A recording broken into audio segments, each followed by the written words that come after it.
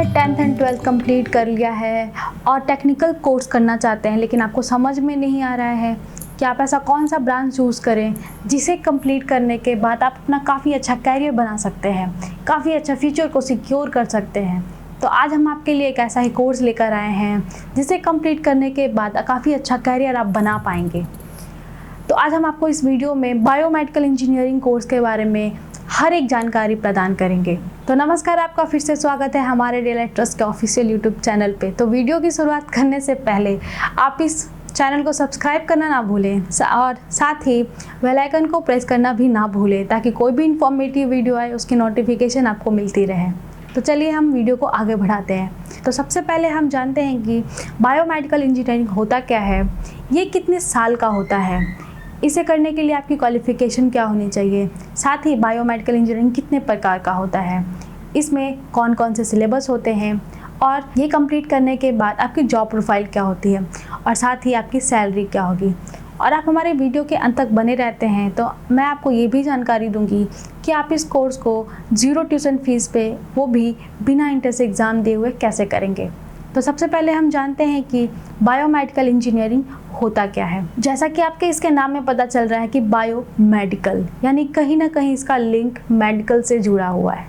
जी हाँ, इस कोर्स के अंतर्गत मेडिकल से रिलेटेड जो भी उपकरण बनाए जाते हैं उसके टेक्निकल डिज़ाइन, उसके समाधान, किसी भी प्रकार की समस्या अगर मेडिकल इक्विपमेंट में आती है तो उसका हर एक प्रोसेस इस कोर्स के अंदर स्टूडेंट्स को समझाया जाता है। इस कोर्स के अंतर्गत मेडिकल से जुड़े हुए बहुत सारे ऐसे उपकरण को डिज़ाइन किया जाता है जैसे pacemaker, blood glucose monitor, BP, ऐसे बहुत सारे उपकरण जो कि मेडिकल फील्ड से जुड़े हुए हैं। तो हम जानते हैं अब कि इस कोर्स को करने के लिए आपकी क्वालिफ़िकेशन क्या होनी चाहिए और साथ ही ये कितने प्रकार का होता है और कितने साल का होता है। सबसे पहला, डिप्लोमा इन बायोमेडिकल इंजीनियरिंग।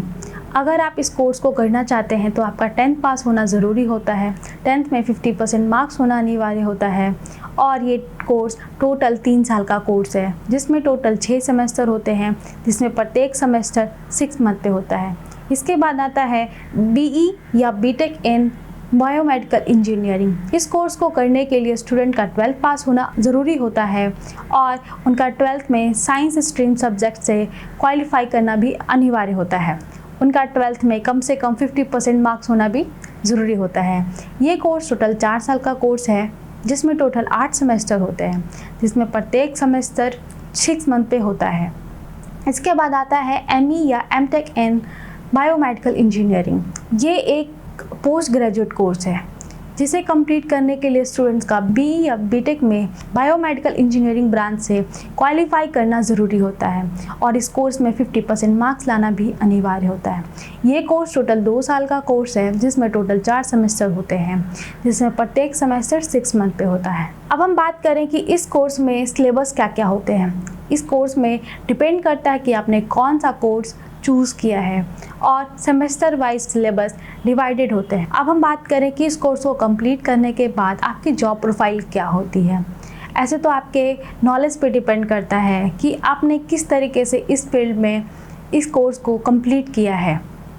जितने अच्छे तरीके से आपने इस कोर्स को कंप्लीट किया है अपने मेहनत से, लगन से, उतने सारे आपको जॉब अपॉर्चुनिटीज़ के ऑफ़र आपको मिलते हैं। बट फिर भी कुछ जॉब प्रोफाइल इस प्रकार हैं जैसे कि biomedical engineer, instrument engineer, installation engineer, researcher engineer, maintenance engineer, biomechanics engineer, biomaterial engineer, clinical engineer, biomedical sales जैसे इत्यादि पोस्ट पे आप अपने काम को कर सकते हैं। अब हम बात करें इसकी सैलरी की तो इस कोर्स को कंप्लीट करने के बाद आपकी starting salary 3 to 7 lakh per year होती है। आपके जॉब प्रोफाइल पे डिपेंड करता है कि आप कौन सा जॉब कर रहे हैं, आपने कितने अच्छे तरीके से इसकी पढ़ाई करके आपने इस जॉब को पाया है। आपको जितनी इसमें नॉलेज होगी इतनी ही आपकी अच्छी सैलरी पैकेज होती है।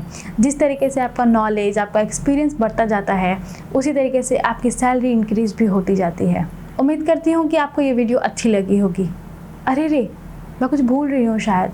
हाँ, मैंने आपको स्टार्टिंग में बताया था कि मैं आपको वीडियो के अंत में ये भी बताऊंगी कि आप इस कोर्स को किस तरीके से ज़ीरो ट्यूशन फीस पे करेंगे, और वो भी बिना एंट्रेंस एग्ज़ाम दिए हुए। कुछ अजीब लग रहा होगा सुन के मे बी, लेकिन हाँ, आप हमारी संस्था के थ्रू मतलब डेलाइट ट्रस्ट के थ्रू आप इस कोर्स को करते हैं तो आपको किसी भी प्रकार के एंट्रेंस एग्ज़ाम क्वालिफाई करने की ज़रूरत नहीं होती है। और साथ ही अगर आप हमारे ट्रस्ट के थ्रू करते हैं तो आपको 100% स्कॉलरशिप प्रोवाइड होती है। हमारी संस्था ऐसे बच्चों की मदद करती है जो कि अपनी फाइनेंशियल प्रॉब्लम की वजह से अपने सपने को साकार नहीं कर पाते हैं, लेकिन हर एक गरीब बच्चे का भी सपना होता है। उनका भी मन होता है कि वो अपना कैरियर बनाएं, अपना फ्यूचर देखें, सपने देखें बड़े बड़े, लेकिन फाइनेंशियल प्रॉब्लम की वजह से ऐसा कुछ आगे नहीं कर पाते हैं। लेकिन अब उन्हें परेशान होने की कोई ज़रूरत नहीं है। जो बच्चे इस वीडियो को देख रहे हैं, अब उन्हें किसी भी प्रकार से परेशान होने की आवश्यकता नहीं है। वो इस कोर्स को हमारे ट्रस्ट के थ्रू करते हैं तो उन्हें 100% स्कॉलरशिप प्रोवाइड होती है, और सिर्फ उन्हें कॉलेज में रहने का, खाने का और एग्जामिनेशन फीस इसका भुगतान करना होता है। अगर आप इस स्कॉलरशिप का लाभ उठाना चाहते हैं तो इसके लिए एक रजिस्ट्रेशन फॉर्म फिल करना होता है, जो कि आप ऑनलाइन या ऑफलाइन कैसे भी कर सकते हैं। अगर आप इस फॉर्म को ऑनलाइन फिल करना चाहते हैं, आप हमारे वेबसाइट daylighttrust.in पे जाके इस फॉर्म को फिल कर सकते हैं और इस स्कॉलरशिप का लाभ उठा सकते हैं। आपके मन में एक और ख्याल आ रहा होगा कि ये स्कॉलरशिप शायद किसी प्रकार का लोन, कर्ज या क्रेडिट कार्ड योजना हो सकता है, जो कि आपको आगे फ्यूचर में जाके जो भी आपको स्कॉलरशिप मिला है वो लौटाना पड़ेगा। तो ऐसा कुछ भी नहीं है। ये किसी प्रकार का क्रेडिट कार्ड योजना, लोन, कर्ज नहीं है। ये आपको कभी भी लौटाने की आवश्यकता नहीं होती है।